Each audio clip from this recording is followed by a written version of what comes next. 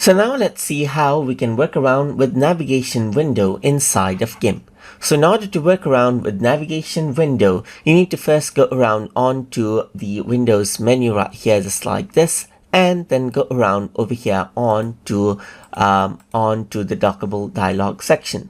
So once you go around over here, you can see that navigation is an option. So once you go around onto navigation, now you can see that you have this navigation option right here, which allows you to zoom in and zoom out, as you can see right here.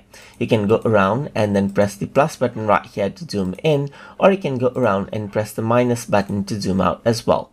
You can click and drag around right here to see different parts of the image as well, just like that. So just like that, you can go around and adjust the zoom ratio right here, as you can see right here. You can zoom in and zoom out according to how you want right here, just like this. So that is how you can work around with the navigation window inside of GIMP. So this is what you have, as you can see right here. So I hope you guys learned something as always. And as always, please like, comment, share, and subscribe.